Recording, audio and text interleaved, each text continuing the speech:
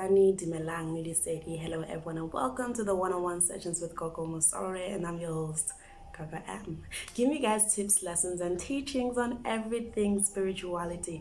Okay, so today we're going to be talking about the Umdiki Spirit, which is quite exciting to actually be talking about this way because it's a very rare spirit, and it's not rare in the fact that only a few people are governed by this spirit, but it's rare on the fact that there's not really much knowledge about it. Even me, myself, and I'll say that the little bit that I know are merely breadcrumbs to what I believe could be the whole truth or the whole history of the Umdiki Spirit, and I'm gonna show you guys my breadcrumbs. Okay, so but first of all, we want to look at what exactly is the Umdiki Spirit. Okay, so the Umdiki Spirit is a spirit that is descendant from the Manguni tribe or Manguni spirit. Okay, so what happens is that you cannot have Mnguni spirit without having you cannot have the Umdiki spirit without having the Mnguni spirit, ne? The reason why is because Umdiki forms a certain part of the Banguni spirit, ne?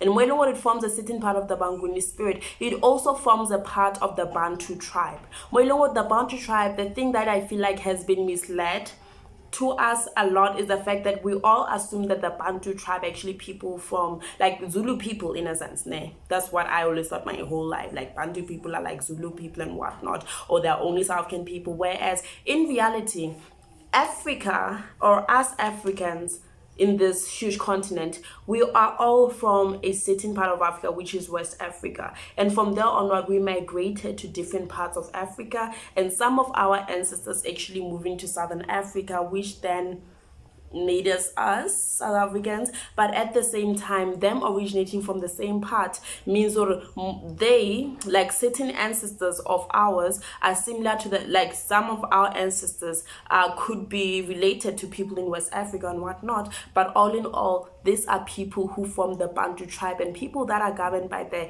Umdiki spirit are Bantu people in a sense. They form part of the Bantu people, name. And when they form part of Bantu people, another thing you should know is that the original Mundiki people originated from West Africa. Okay, and whereas they originated from West Africa, the tribe was called the Manlike. Okay, so other people call them Manlike, which is what I'm most familiar with, while other people call them the Mandigo or Mandigo, something like that. I'm not sure as to how it's spelled or how it's properly pronounced, but I can tell you guys about the Manlike term of it. Okay, so minimal, since they came from West Africa and they form part of the Bantu people, the Bantu tribe, meaning that we have Bantu people in West Africa and people that are actually having the Umdiki spirit in West Africa, the same as the our people who have the Umdiki spirit here in southern side of Africa and mainly other parts of Africa in general. Okay, and people who are governed by the Bandiki spirit undergo initiation the same way as the Banguni spiritual gifted people.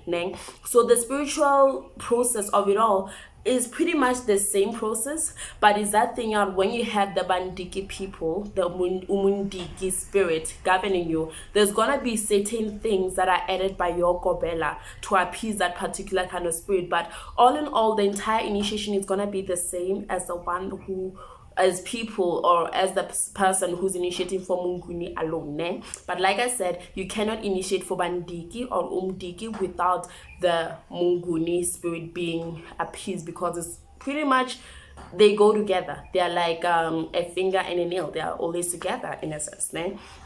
But Lana understand that the Bandiki people or Umdiki spirit uses divine bones. And some will actually say that divine bones or Amatambo, they originated from the Umdiki people, the Umdiki spirit. Okay. And another thing I want to emphasize, Umdiki people are not, or Umdiki spirit doesn't only attach or isn't only governed by Zulu people. Even people from different parts of Southern Africa and different parts of Africa can and will be descendants of the Umdiki people and will have an Umdiki ancestor, mainly like usually when they're spiritually gifted, especially people that have Banguni spirit, most of them have the Umdiki spirit as well. Okay, so the divine bones is something that it has originated from the Bandiki and then afterwards adapted into the Manguni, given the fact that Mandiki form a very important part of the Banguni spirit. I hope this makes sense. I feel like I'm rambling, but it makes so much sense in my head right now. And the thing about these people, the Umdiki spirits or the Umdiki people, is that they are very much attracted to the color red, which for them is a very important part of the attire that they wear. This is why you'd find so many people with the Umguni spirit wearing a red attire. That red most of the times may how do I put this, may represent the Umdiki spirit that this person may have with them, because it's pretty much falls under the Umdiki, the Banguni spirit, and also they are required to have an umpande after initiating, because here's something that's very important. Some sangomas can finish initiating and not even be part of their umpande by choice. Like, obviously, most of the times when you initiate, you are required, like traditionally, you're supposed to be part of the umpande, but it's only up to you. For example, I'm not part of any umpande, mainly because I really don't go out much. But Logana is that thing, my ancestors do not really require it too much. But with people that have the Umdiki, with those people, they are required to have an umpande. Whether you like it or not, you need to have an umpande. Your ancestors will not allow you to not have an umpande. So people with the Umdiki spirit, they have an umpande. And more they have umpande, after initiating, they have to constantly be a part of the umpande. They'll dance a traditional trance dance and whatnot. And the umpande doesn't necessarily mean they have to be only people who have Umdiki spirit, but even people who just have Umguni spirit who want to be a part of umpande can also be there in the whole group of sangomas that will be there. I also said that these are spirits related to their initiates by blood, meaning that if you have the Umdiki spirit, then know that you are related to this spirit by blood. It's not like one of those, because there are spirits that would choose you, even though you're not related to them by blood. For example, you could be a child, and your mother marries another man who is not your father, and the spirits in that man's family decide to give you some of his blessings or some of his spiritual gift. You are related to this spirit, but not by blood. Okay, you are not related by blood, but traditionally you were joined as one during the marriage of your mother and the particular man from that particular spirit. But with the Umdiki, you can only have the Umdiki spirit if you are related to the Umdiki tribe by blood. Okay, so it's very important. When you have Umdiki, you are related to it by blood. And also another very important thing about this is that this spirit is a spirit of not a spirit of war, but they are warriors spirits. They are warrior spirits. These are spirits that can fight, in a sense. They could be fighting spiritual fights, or in general they're looking at the tribe itself, because remember that people in West Africa are very tall, very masculine, and they are good hunters, in a sense. So when the spirit governs a person, know that spirit is a warrior spirit. That spirit is a spirit that usually fights a lot of battles. You'd find where if you have the Umdiki spirit, it is very hard for you to get attacked spiritually, because that spirit will constantly fight battles for you. So that is like the best part of the whole thing with the spirit.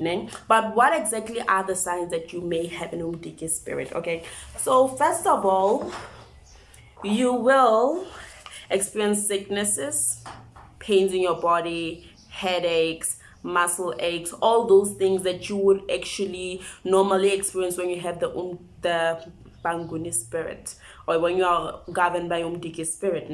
You will experience all of those things, and even the same ones as you'll get when you are governed by Mandao and whatnot. Because remember that one of the very first signs that you get that you are a spiritually gifted person is going to be pains in your body. Okay, so that is something that does not change. When you're spiritually gifted, you will go through these pains in your body.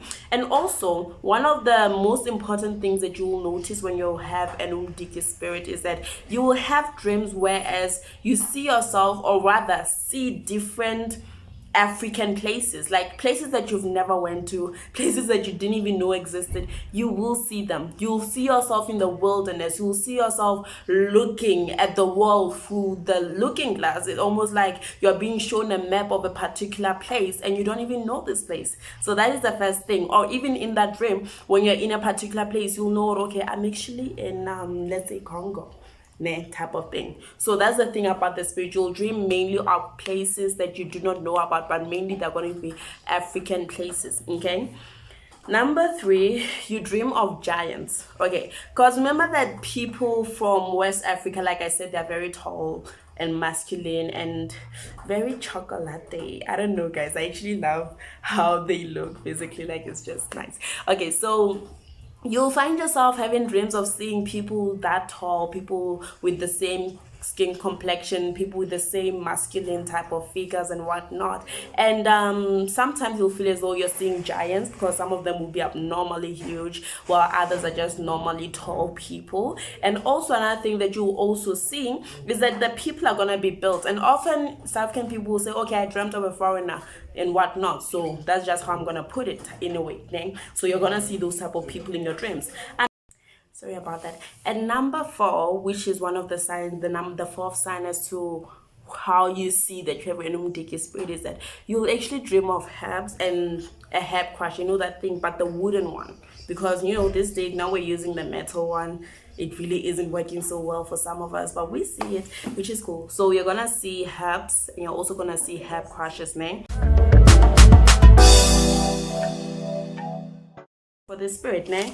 Okay, have thorough understanding of the gift. Having thorough understanding of the gift is so much important, né? Because the thing that I feel most people do is that you just hear today that you have a spiritual gift and you just rush to go and initiate. You don't even know what kind of gift you have and all those kind of things. So having thorough understanding of the fact of whether or not you have the Umdiki spirit is very important, né? Because they can say that you have Umguni, but is it an Umguni with the Umdiki? With the Umdiki, or is it just Umguni alone? Understand that thing. Be very, very thorough about it.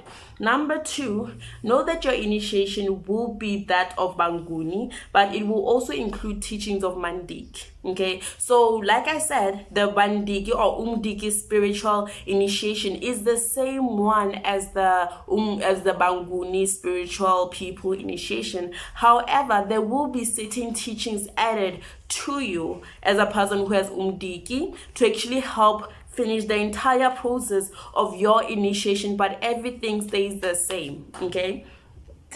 Number 3, they believe more in herbal use. Okay, the Umdiki people believe more in herbal use.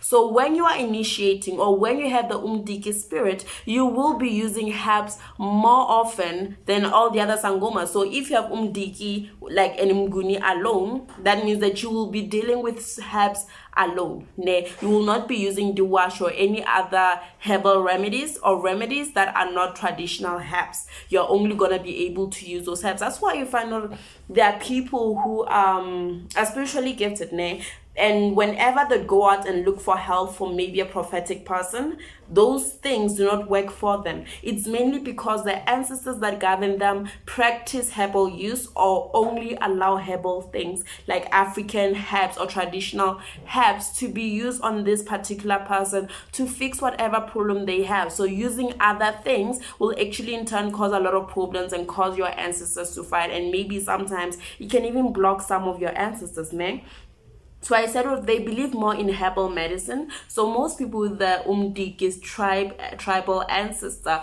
will be required to use herbs only and not to mix them with diwasho. Okay, that's exactly what I said. And also number 4, you cannot have Umdiki without Banguni. So I'm gonna emphasize this over and over and over again. If you find out that you have Umdiki, know that you also have Umguni, and know that your initiation is going to be the same way, and know that when you have Umdiki, you are going to be a Sangoma. This is a spirit that will lead you into initiation. Okay, and number 5, you will initiate for Banguni Bamdiki. Yeah, so that's what they call them, Banguni Bamdiki. So what that means is just banguni from badiki in a sense. I don't know if I should put it like that, but your initiation or how your gobela will sort of like translated, they will just say you're initiating for banguni bamdiki. So when you have mguni, try to understand if it's only mguni or is it mguni that goes along with other things, or maybe mguni wabandawi in a sense, because mguni does go hand in hand with certain spirits, but it can stand alone. Most of the times it stands alone, but when you have other spirits, understand whether it's going to be it's going to be mguni with what exactly. Okay, number 6, Umdiki descendants have a vast knowledge of herbs similar to the Ngagachupia. So that is something you need to understand. When you have Umdiki, you're going to have a huge knowledge of herbs. Most of your herbs, you will dream of them. As I said, in the signs that you may have Umdiki, I mentioned the fact that you will dream of herbs a lot. So you will have a vast knowledge where those ancestors will come to you and teach you certain herbs, which is wonderful, and it's somewhat very similar to what happens to people with like Dingagachupe in a sense, and also people who have Balozi spirits in a sense. Their ancestors teach them different types of herbs with dreams and visions and whatnot. So most of the people with Umdiki will know herbs more than anything. They will be great herbalists at the end of the day. Okay, so that is it for today's session. I hope you guys understand what Umdiki is, ne? And what I'm gonna do is that in the next session we're gonna be talking about Umdiki. Indiki, yeah, that's what it is. So I'm gonna be looking at Umdiki Spirit, and I'm gonna be telling you guys the difference between Indiki and Umdiki, because they are two very different spirits which are mostly confused by a lot of people. Anyways, this is it for me now. I hope you guys had an amazing session with me. I hope you guys enjoyed this session. I'll see you guys soon. Takozani, bye bye.